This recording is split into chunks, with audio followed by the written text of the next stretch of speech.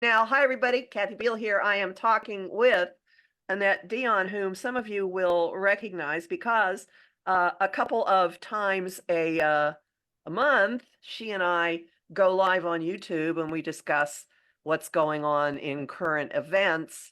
Yeah. But there's a very specific reason that doesn't have to do with current events that I have asked Annette to be here today, and that is well, as I was explaining before we went live, in recent months, there's been a constant theme in my astrological readings with clients of people being challenged to navigate with intuition and hunches and a sense of knowing or energy, and letting their logical mind then implement whatever the marching orders they're getting. And it strikes me as a person who has lived like this. So we've called today Yeah. spiritually guided living.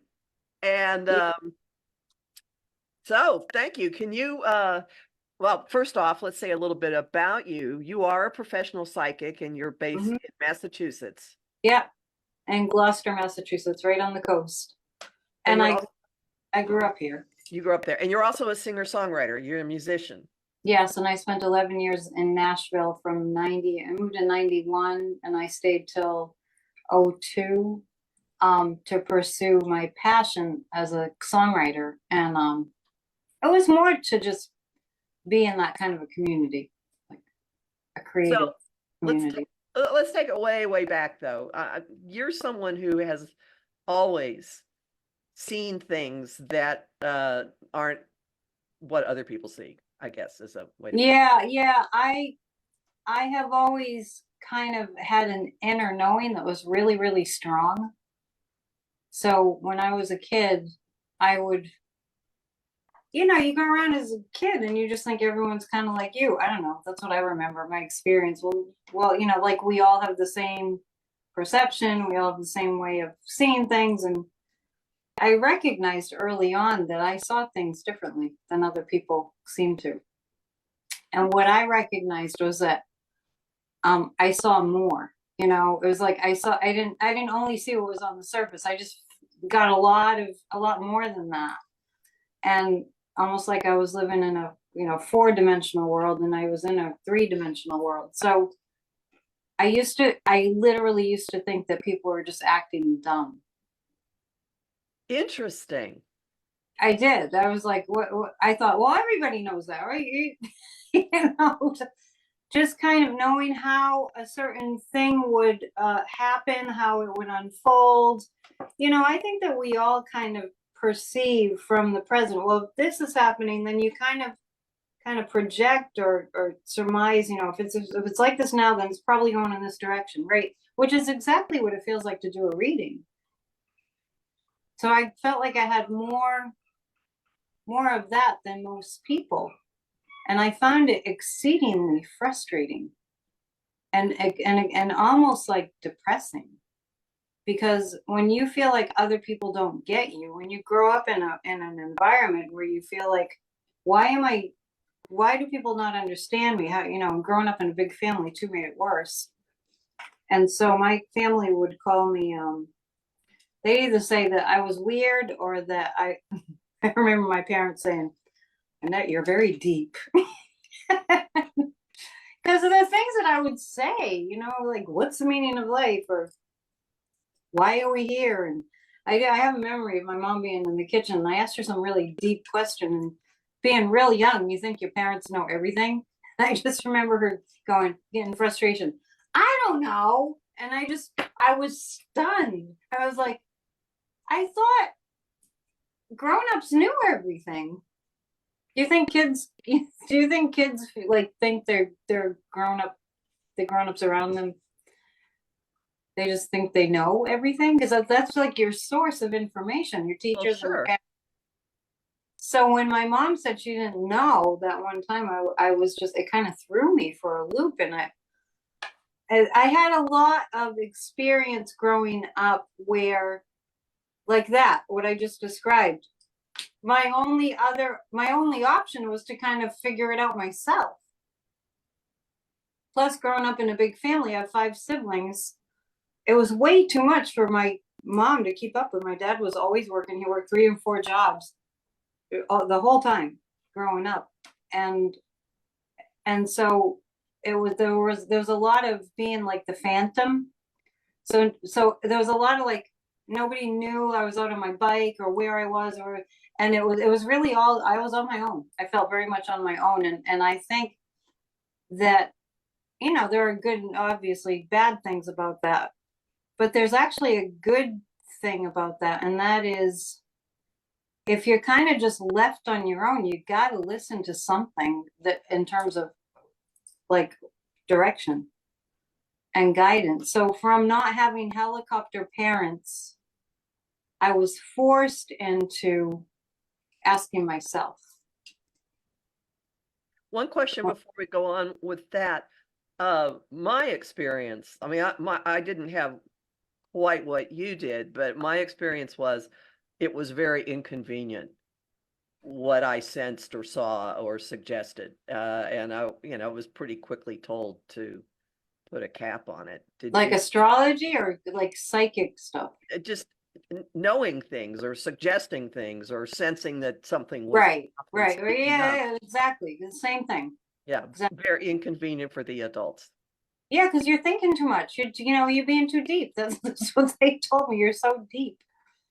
Like almost like we don't have time for the deep stuff, right? And then, you know, I Sag with Scorpio rising and Venus and Scorpio was like, I need to know.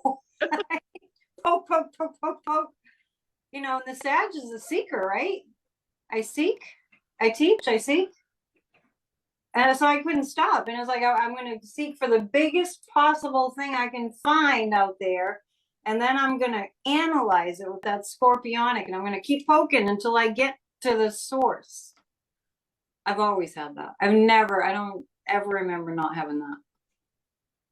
I bet teachers liked you too, The teacher? at school. Yeah.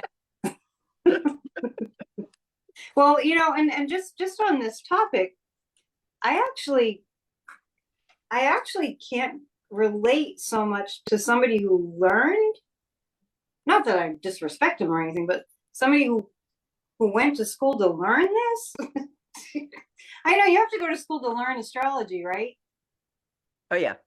But when I hear people say that they went to like psychic school, I'm like, what? Where? Harry Potter? Like, where does that even exist? And you know, like I don't know any. I would probably have my master's degree in psychic phenomenon if that was a thing. Like if you want to be a lawyer, you have to go to law school and you have to pass the bar and all that. And it's like, I didn't know there were things like that for psychics. Are there? It's just who you are. Yeah, got it. Right. I didn't even think to look for that. And I don't know if you know of psychic schools, but then that just, I have to contort my brain around that. Like, what would that be? And honestly, I feel like I could teach at a place like that, but it's like, how would I qualify? So I just teach on my own, you know. Mm-hmm. I do Zoom classes. Yeah, that makes sense. But okay, so starting from being incredibly curious and also just knowing things and researching and being able to read what was going on around you, how did this start translating into the choices you were making for what you were going to do with your life? I feel like it chose me. I have a very strong memory of being, I like to have my bedroom in the attic. I like to be high up. And I think I was about 18. And it had gotten to a point where I was like, why can't I relate to people? Like, I'm not interested in shallow conversations. I'm not interested in talking about, you know, things that people are talking about. What's going on? I feel like I know so much more than what other people are showing me that they know. What's going on here? And I distinctly remember, and like an inner voice. People say, you know, I heard my guides. It's like it's an inner voice. And I was like, what's going on here? I just had that question in my mind. And I very distinctly heard with my inner hearing, you have a psychic gift. And very distinctly also heard, and you can use it if you want to. And if you chose to use it, Annette, then you could help people with it, but you don't have to use it. And that was it. That was just, I just felt like that was the message. And I went, I've always wanted to help people. So I just kind of chose at that point. Of course, I was young and I wasn't like going out into the world hanging a shingle that I'm a professional psychic. But it led, that feeling, that sense, that message led me on a journey to just see what I gravitated towards. And that's when I started to gravitate towards crystals and tarot cards. Mhm. And crystals for me felt like the first time I ever saw somebody with a crystal earrings, I was absolutely mesmerized. I could not stop looking. You know, they're just like little teardrop earrings. Mhm. Like, what is that? What is it that almost as if it was reminding me of something? And then later I kind of sensed an Atlantean lifetime, a priestess healing people with sound and working with crystals and living in a high tower and communing with extraterrestrials. I got all that. I got all that download. But it was very distinctive that people came to me for counsel, and they were people in the, whatever the governments were then, and they wanted to know what the information was. And so isn't it interesting? This is not lost on me that, 3-4 years ago, I find myself in a position that just kind of unfolded for me, listening to the messages. You need to go on YouTube, because I had started a YouTube channel, and on Facebook I started actually, and you need to do the news. And I've always been an activist. I've always been, like, since I was really young, I've been, a little childhood friend knocked on the door on Earth Day and was like, the earth is dying, the earth is dying, we have to save the earth. And I was about 7 years old. And it never stopped. So it was this sense of, I need to be involved. I need to help people. There it is again. I've never stopped. And so now I help people. You know what I do. Obviously, we've been working together for some time now, and it's been wonderful. And it's just, people are telling me I'm helping them to stay sane. Mhm. Yep. Yeah, you've heard that before, right? I've heard that. Kathy, I don't know where I'd be without you, that kind of thing. And it's like, and I walk daily, and I went on my walk this morning, and I just had this wave come over me of this sense of, I've done it good. I've done a good life so far, like I don't feel like there's anything missing. And what a gift that is. Oh, absolutely.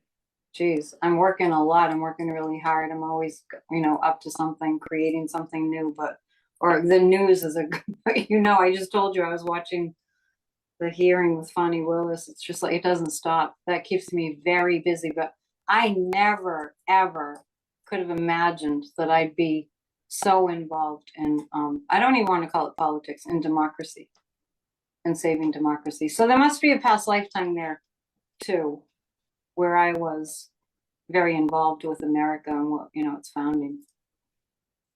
Entirely possible. Entirely Yeah. possible. And I do read past lives. So, and I think it was a lifetime when I was a sea merchant. Maybe just seeing the beginnings of America in like the 1800s. I know America obviously was born earlier than that, but Right. knows? Yeah, that's the sense you have. That would make sense. And Yeah. given where you live, that also makes sense. Yeah, and also just knowing so much about what this country was founded on, and what principles were important, the Constitution, and yeah, Boston. Yeah, I definitely was here before. Definitely. Doubling back to an earlier point in your timeline, how was it that you realized you were going to move to Nashville? Was that just a knowing, or an energy saying this is what I'm doing, or? I knew that I had to broaden my horizons. I had this innate belief that, you grew up in your hometown, right? And everybody knows you as so-and-so. And where I live on Cape Ann, if you ever read The Perfect Storm, which happened here, that story happened here. I had just moved to Nashville when The Perfect Storm hit. Sebastian Younger, the author, even says that about Gloucester. He says, something we all knew growing up here. Some people never go over the bridge. And I guess Oh, that's probably true because it's a peninsula, you know, and it's connected by a bridge. And that's probably the case for a lot of people in their hometowns. So some people never leave their hometown and they stay in that kind of insular, you know, world. And I just knew at a certain point it would be good for me to leave and just, you know, see what happens. I mean, I think everybody needs that in order to have a well-rounded life. But more than that, I went to Berklee College of Music, and I had a ah, teacher. Yeah, I went to Berklee, and I had a teacher. I left. I didn't graduate from Berklee. I met a teacher. I didn't want to go into all that debt. That was the reason. I didn't want to keep paying student debt. Just kind of freaked me out, the whole idea of it. But fortunately, I met a teacher who had his own private school. In addition to teaching at Berklee, he had his own private school in the Steinway building in Boston. And he offered to have me study with him. And he was into songwriting and you know, analyzing the number one songs at the time. Like every week I'd have that assignment, and he would give me assignments to write songs because that's what I love to do so much. And he was into that. And at a certain point, he said, Annette, you need to get away from your family for one thing. And you don't seem able to kick this idea out of your head that you want to be a songwriter. So let's get real. If you really want to be a songwriter, if you're serious, you need to move. If you want to get, you know, not going to miss my shot, not throwing away my shot right from Hamilton. And he said, you need to move. You need to go to LA or New York or Nashville. If you mean it, if you're serious. I thought about what it would be like to live in LA. You know, growing up in a small town, I was like, nah, I don't know, that might be too big. I thought about New York, no, way too busy. I'm way too sensitive to vibrations. I don't think I could handle that. I need nature. And then when I thought about Nashville, I was like, well, that seems gentle. I could kind of feel that, you know, just, I think I tuned in clairvoyantly, right? Yeah, Nashville feels friendly, you know, the friendly South, right? uh-huh. So you know, just told everyone I'm leaving, and you know, my family, they were so busy with everything else. Like I think they probably don't even remember when I said I'm moving to Nashville. My mom was like, okay, whatever, and off I went. I packed up my car. My brother and his girlfriend at the time helped me to move, and then lo and behold, there I was. I didn't know a soul. And I remember arriving there, and then they went off on their merry way to come back to Massachusetts. And I was driving down Broadway, you know, right around where Second Avenue is, where I got my start reading cards. But I had just arrived, just moving, and I burst into tears because all of a sudden I was all alone, and I just, what do I do? And somebody was beeping at me because I took a wrong turn or something. They saw my Massachusetts plates, I'm sure. And then I heard my inner voice said, Annette, you have friends here, but you just haven't met them yet. Ah, And then this calm came over me, and then I just did what I could to secure a place to live and kind of bounced from one place to another till I settled on there's a little house that I lived in for like eight years. And I just started to meet people. I started to meet people that introduced me to religious science of Nashville. I met the most extraordinary people. I was in Nashville when it was like country crossed over to pop, and you know, Garth became huge, and it was the time to be there. I watched it go from kind of a podunk, you know, city to, you know, Nashville's so crowded now. But I got my start there, working at a little store that's no longer there because it was blown up. Remember the big explosion on Christmas Day? I think it was 2019. The building actually, it was amazing old building. It actually blew up, but it was called The Goddess and the Moon. And I started working there because a friend told me that the owner needed someone to fill in to do readings, and that's how I got my start. Just when that that's the kind of like the place where everybody goes. It's Printer's Alley and Second Avenue. The Hard Rock Cafe just moved in, and the Wild Horse Catholic saloon, and that's when not 18, was it AT&T? It was called something Bell South then, but the AT&T, the Bat Building was built, and I'm doing this because the Bat Building has these towers, and it was called the Adelphia Stadium, the Tennessee Titans.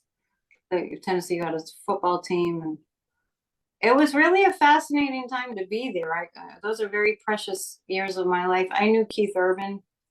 I mean, he'd know me if he saw me, but then all of a sudden he got famous, and just, I'm so glad that I did that. But that was all on my intuition. I have a friend who's on the other side now who would say to me, he was a chiropractor, he lived in New Hampshire, and he would say, Annette, follow your intuition without hesitation. And I really live by that. Just without hesitation, just follow your intuition. Just see where it goes. Wayne Dyer talks about that too. He says, feel what you're passionate about and let that lead you. So that's my long story. So how did you then decide, okay, I'm going to go back to Massachusetts? Something pull you? Did it feel like, okay, time is up, or? It started to feel like time was up. I was a piano teacher and I was reading cards. So I was doing both. And it started to feel like I wasn't as close to my little circle anymore. People had moved on, like Keith, and people were busy with their other things, and I just started to feel the music business dying. Even though I wasn't directly in the music business, I started to feel like Nashville was really changing. And then September 11th happened, and I was kind of pretty freaked out by that. I did predict it. I didn't predict it as what it actually was, but I did an interview with a newspaper in Nashville in December of 2000, and I had said, they were just asking me for predictions, and I said, there's going to be something major that happens. I'm not sure what it is. It feels really big, and it's going to be the kind of thing where we all step back and go, whoa, that could have been me. And so when September 11th happened, I felt it coming the whole time. I really did. And then after that happened, I thought, I don't really think I need to be here anymore. I think it's time to go home. But that, in addition to being pretty allergic to mold, which was really insidious. And I lived in a house that had a mold problem, but it's invisible. So I couldn't really figure out what to do about it. It wasn't my house. I was renting. And when I came back here, I always felt better. When I came back to visit, I always felt better. So I moved back in 2002, and I planned to go back to Nashville. I moved out of where I was, and I planned to go back to Nashville, but I physically feel so much better living here, breathing the ocean air. There's mold here too, but there's more like, it kind of moves out with the ocean. Mm-hmm. So because I felt better, and I missed the fast pace. I really missed the intellectual stimulation here. It's the oldest part of the country, right? So there's just so much history, and it's so rich. Like, I can literally walk down the street and find tombstones from Revolutionary soldiers. It's that steeped in history. And I'm kind of more that pioneer energy anyhow, like the pilgrim, the Revolutionary soldiers kind of energy, right? It just kind of fits me better, So, and then of course, family being here, and it's not like we hang out all the time, but just to be home. And then when I moved back, then the Red Sox got in the World Series for the first time ever, and they won, and there was all that hype. That was just so fun. Those are the days. And then the Patriots, and I'm not like a sports freak, but it was just really fun to be in that energy. And even when I see like Ben Affleck and Matt Damon, and they're doing Dunkin' commercials now, it's like, I get it. We all get it. Wicked. It's wicked good. So anyway, it just feels more like home. I love Nashville. Nashville is like, has an energy about it that's just I always noticed it when I was flying into Nashville and we were just right over the city. It's like it has kind of a nurturing, has a real feminine energy to it. So I really do love it there. And then I met Sadhguru there in '98. And it was hard to pull myself away because that's where they were building the ashram. They had just found the land in McMinnville, a little east of Nashville. And now they're building a community. But I'm really grateful to have that connection with Sadhguru and that whole community too. So I went there for a reason. I mean, there's so many things that wouldn't have happened in my life if I hadn't moved. But that is where I got my start reading cards. The Goddess and the Moon with the woman that owned it. Her name is Tish Gaddis. I'm not in touch with her anymore, but I'm forever grateful. I think it was like $10 for a reading.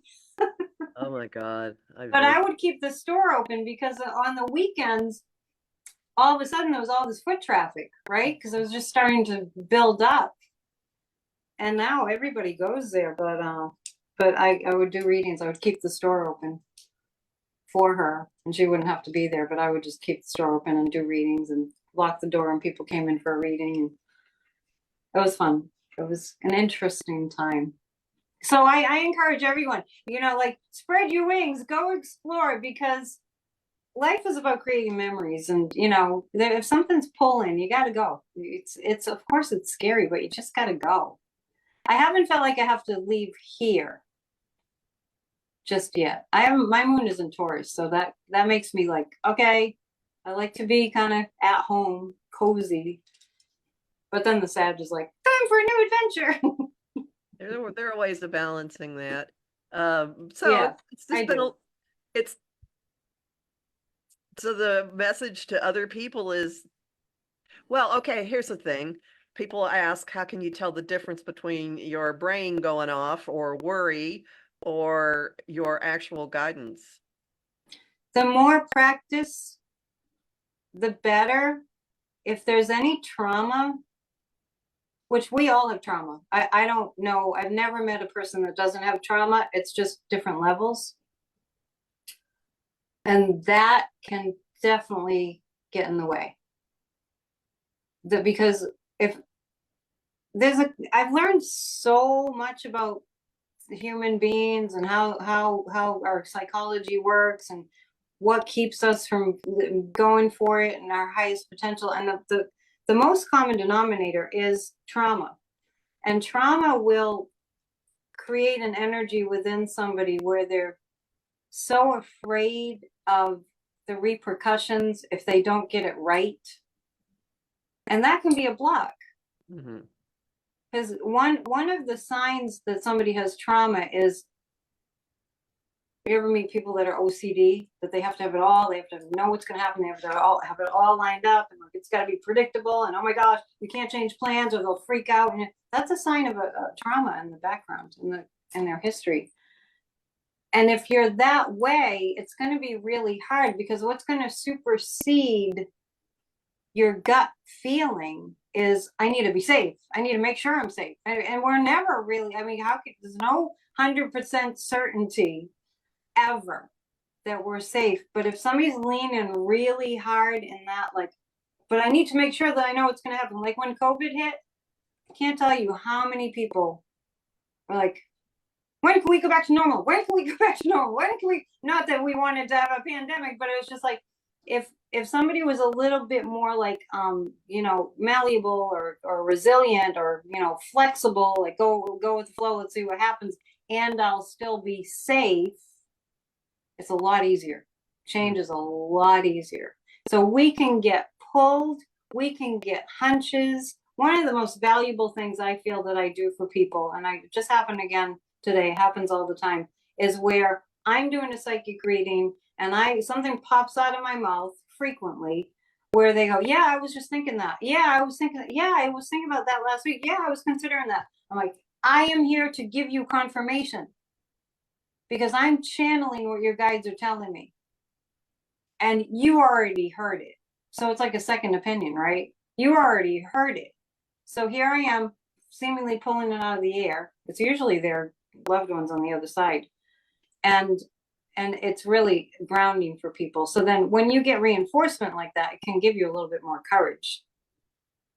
The very first reading I ever had, the woman who did it started it off with, "You are here for psychic confirmation." She was a Did she? Oh, but she was a psychic, not an astrologer, right? Oh no, not an astrologer. She was legendary in Austin, Texas. You can look Oh, at really? Yep. I like Yep. to meet people like that. I really do. Oh, she was it was mind-blowing. And Yeah. yeah. So um I tell people to like work on their muscles, like they get a hunch. If it's really simple, just act on it. And sooner or later, your intuition is going to understand that you're listening to it. Like you get Right. you get a feeling of, I don't know why. I think I'll just drive down this street. Okay. I'm going to try It down is, the street. yeah, it is practice. And you go down the street because you know you're safe, right? Or you end up running into something that you needed, you know. It's But in real order to go down that different street, if it is an actual different street that you've never taken before, right. you have to have an inner, like, it's going to be okay if I go down that street. Oh, yeah. Because I'm always okay. So it's like, it's okay to listen to that hunch, you know, and to not let that logical brain just go, oh, wait a minute, wait, you might not be safe. To just, you know, go with that. But have you found that, I mean, I know, obviously, I know you're an astrologer. We do shows every 2 weeks. Did you start reading cards initially, or how did you, what Oh, do you feel like your focal point is? oh, see, it all started as a big mush when I was a preteen. I read a lot of stuff about a lot of things and thought it was all really cool. Yeah, yeah. And I, I I got my first little astrology book around about the same time that I got my first deck, which was the Aquarian Tarot. And what was your first book? Astro Uh, Joseph Goodsavage No, I haven't heard of is a that. funky little, anyway, and I probably have it in a box somewhere. So I started reading. I was in a phase where I was reading my way through certain sections of the Dewey Decimal System in the library in the summer, and I just was pulling down everything I could get. And cards and astrology are what ended up speaking to me the most. And I would read stuff. I had a column in my high school newspaper. Oh, cool. It was just explaining personality traits, and I would focus on who the Aquarians in the school were, and that kind of thing. Um, I still don't understand how that was allowed, given where. Well, I was just about to say, I bet that was popular. Well, but I don't know how the journalism advisor got it past the powers that be in this school, because it was anyway. Where were you? Dallas. Oh, well, there you go. Yeah, See here, there I go. like, oh, I'm next door to Salem, Mass. Oh, yeah. Right. No, no, no, no, no, no, no, no, no, no. Actually, somebody walked up to me. Someone who would have considered himself a friend walked past me in the lunchroom one day and just whispered, "Thou shalt not suffer a witch to live." So that's the kind of atmosphere I was in. How I was given a really good astrology guide for graduation from someone who did get me, and I was interested in all this. But it wasn't until I moved to Houston after undergraduate and then law school, started coming up again towards the end of my time in Austin, and I started taking classes in Houston. Yeah, so the astrology, like, I can see that, like, I could never be a bona fide astrologer because I do not gravitate towards numbers, and to me, it's very mathematical. I look at it as geometry. I hated geometry. I wanted to get it, but I couldn't get geometry. I wanted to be an environmental scientist early on. I couldn't get organic chemistry. It was just like my brain doesn't work like that. Killer of young adults. My guides even told me. I was walking home. I was at UMass in Amherst, so I went there before I went to Berkeley. I was at UMass in Amherst, and I was crying because I didn't get it. And I literally heard this voice in my head that said, "Annette, your brain just doesn't work that way." But there is a particular way that your brain does work, but it's not like that. So yeah. Rest assured. I got it. And so I'm fascinated by, that you went to law school and you're an astrologer, but you're very also at the same time, you are very intuitive, so you have a good balance going on of both. I tend to lean really heavily into the right brain, Well, and then I I say, hire for the rest. I say that I built my life and career on the bridge between intuition and the rational mind. Yeah, you do that well. Thank you. So I think you've had many past lifetimes where you kind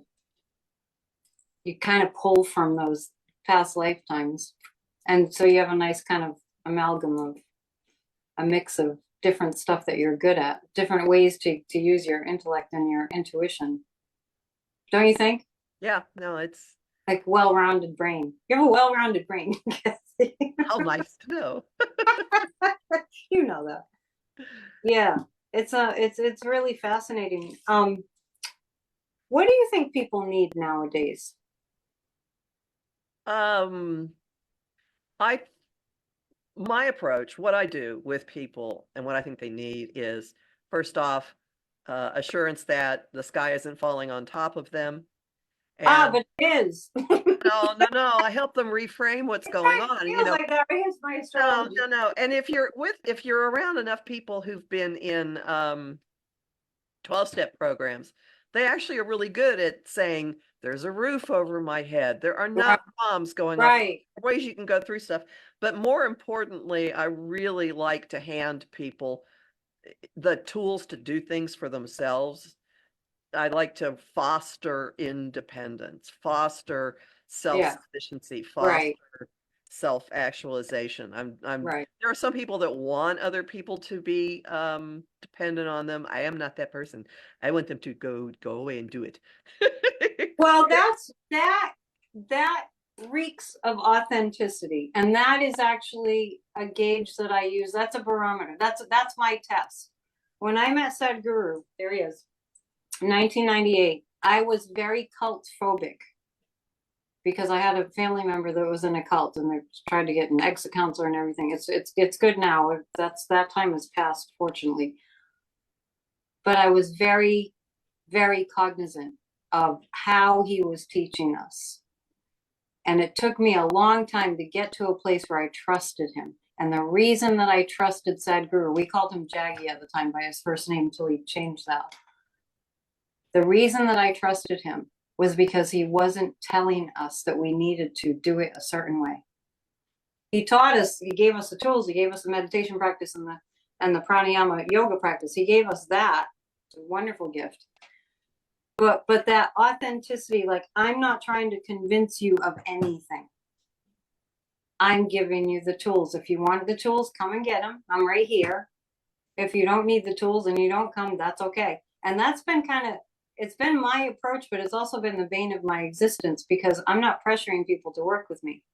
So I have to wait until they kind of like start kind of sniffing around. What's she doing? I might want to figure out what she's doing so I can learn something from her. Are you finding that? Like you're not like trying to get people to do things your way. You're just, and that's the success of our show. I think people love the show. You're giving them information. They can take it if they want. They can leave it if they want. I think that we're in a time where if people can develop their intuition, that they can count on that. I want people to be able to sniff out in society what is real in terms of authentic, right?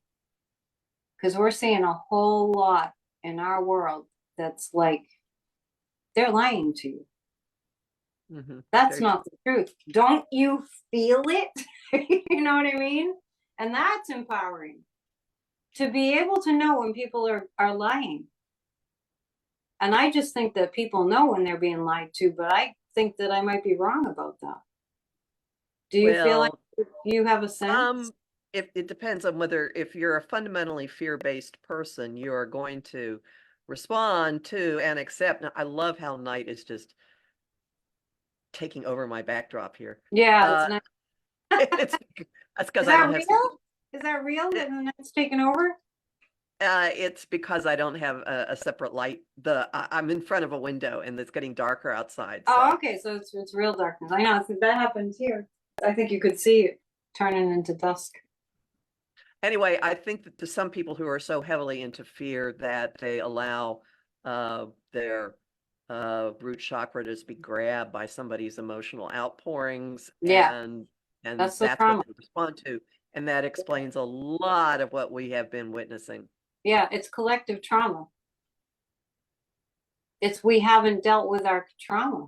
I mean, the more the years go on, the more research is being done. Now there's a lot of research. Like Gabor Mate has done massive amounts of work on that. Joe Dispenza's done a lot of work on getting people to release their programs. He's wonderful. Mm-hmm. If we have negative emotions blocking us, negative emotions that are more intense, more emphasized in our energy, it's hard to listen to intuition. And when I was just getting started doing readings, I was doing like Halloween parties and stuff. It was fun. I didn't really trust what I was doing. So I felt like I was making it up. And the only reason I became a professional psychic was because these things that I thought I have a vivid imagination. I felt like I was making stuff up. The only reason that I kept going with this was because I was right. And people would literally, their eyes would bug open. They'd be like, I'd scare them. How did she know that? How did she know that? They'd go running out of the room and talk. How did she know that? Did you tell her? I actually had a guy one time here. This wasn't in Nashville, who came for a reading. He was a doctor. It was like a pretty high level doctor. I forget what he was, maybe a surgeon. And he was a tourist, and he came in. I was seeing people in person at that time. And he came in and he had a reading, and then he left and his wife had a reading. And he kind of looked like he was kind of white as a ghost. He was like not okay when he left. And he came back after his wife's reading. They were the sweetest people. And he said, I have to ask you, did you Google me? I was like, how could I have Googled you? I don't even know your your last name. I think his name might have been Brian, something with a B.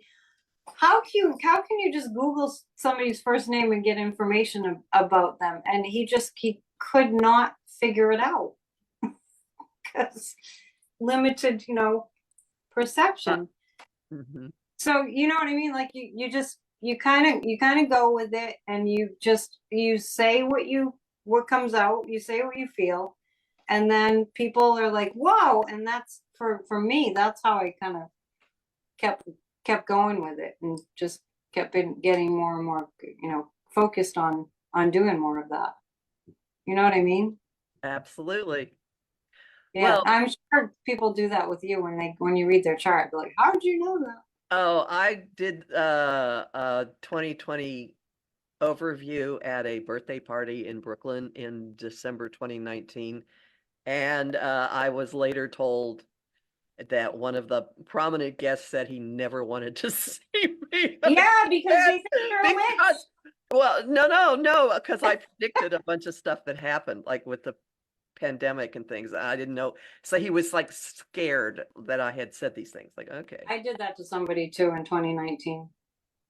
You could, this was for a group. This was at a party. I wasn't Oh, giving okay. anybody, and at any rate. I was like, it's going to be a challenging year for you. And he was so upset. It was. I don't know if he got COVID because I didn't see him again. Yeah. Well, we have been at this for 45 minutes. It's been really fun. Would you tell people where they can find you and what sorts of stuff you're up to? Yeah, certainly. Yeah, thanks for the opportunity. First of all, we're having a show at Psychic Annette Dion on YouTube, and we're having a show on the 20th. Next Tuesday. Yep, at 4 p.m. Eastern. We're going to do our best to stay with the same time so people remember. And we do Kathy does political astrology, and I ask her questions. We kind of role reverse today. So we follow the news really, really closely. We are pro-democracy, which is not political. We are pro-democracy. We're pro-freedom. So I have an organization called Grassroots of Democracy. We meet tonight for our discussion group. We meet 3 times a week. We meet on Tuesday nights to do a guided meditation for a healed America. And we're on the 2nd year of doing that, I believe. and you receive a recording of the guided meditation afterwards. I'm a huge, huge, huge believer and knower that how we think affects our reality. So I'm working on getting our collective energies together once a week, every week on Tuesday nights, and visualizing what we want to see happen. And when something good happens in the news, we like to say, we did that. But the rest is, hands-on, it's staying up to date with what's going on, grassrootsofdemocracy.com. We have a book club the third Saturday of every month. And we just come with a little information from one of the assigned books. And this coming Saturday, we meet. And we're reading Liz Cheney's book, Oath and Honor. So we just discuss, for an hour. We just started doing the book club, Democracy Book Club. And anybody can join. And I hope that more and more and more people want to be involved. It's really up to us. So there's that. I'm right now kind of developing and turning out at the same time, because I wanted to time it with Lent, and the guides didn't give me this guidance until kind of like I have to do like cram to get this online. But you can take this 40-day program that you do on your own. It's releasing religious guilt. And Wednesday was the first day, but you can start whenever you want. You receive an essay about the source of religious guilt, and a little bit of a meditation each day. I'm doing so many things. I can't even tell you all of them. You see private clients. Yeah, to book a reading, psychic@AnnetteDion.com. Yeah. And I read tea leaves too. And we do read, Kathy reads tea leaves also. We'll have to do that again sometime. I'll get better tea. Yeah, you just need the right tea and just a tiny smidgen. Yeah. And yeah, I love what I do. I get up I bounce out of bed in the morning, way too early probably. And I just start, I write newsletters. I've just started writing for Substack. So the newsletters that I write for our meetings for Grassroots of Democracy are now on Substack. It's a Grassroots of Democracy group. I just started that last week. Started putting them on Substack. So stay up to date with what's going on. Join us. We are not paying attention to what's going on in the world at all. This is about being aware. What I do. I feel like integrated and everything's included in what I do. It's not really because we're all connected. It's not like, oh, it's you and only you, and here's the reading just for you and only you, because I have to, I feel like I have to make people aware. And then if you're happy, you're going to affect the other people being happy and that kind of thing. So a reading is not like an isolated sort of a thing. Do you know what I mean? Yeah, it's like pebbles. Yeah. We're all pebbles, and we send ripples out. And I can't imagine living in a world that's not inclusive. So we know that, and we've all come here for a reason. I do read past lives. I do read life purpose, and I teach classes pretty regularly on just various topics. So kind of like all in one-stop shop here. One-stop Sagittarian. But I don't do astrology. I know a lot about astrology, general astrology, strictly from doing thousands of readings, because I'm 30 plus years doing this business like you. Not always exclusively. That's a more recent development. I was teaching piano. And I'm a singer-songwriter too. I have a record coming out called Songs for Democracy. And there are videos occasionally on your YouTube channel of your music. So yes, I just recorded a song about January 6th just yesterday. And now we're going to get a band together and add guitar and bass and drums and all that. So I'm very excited about that. And my fans are paying for it. They're sending donations to pay for it. So it's meant to be. Excellent. If it feels good, do it. That's my philosophy. If it feels good, go for it. All right. Well, thanks a bunch. This was fun. Thank you. And we'll see you later on, hopefully. Oh, if you want to come to the meeting. Oh, we'll see. Anyway, bye, everybody. Thank you. I didn't see any of the chat or anything. I just felt like I was talking to you. That's good. Bye. Bye.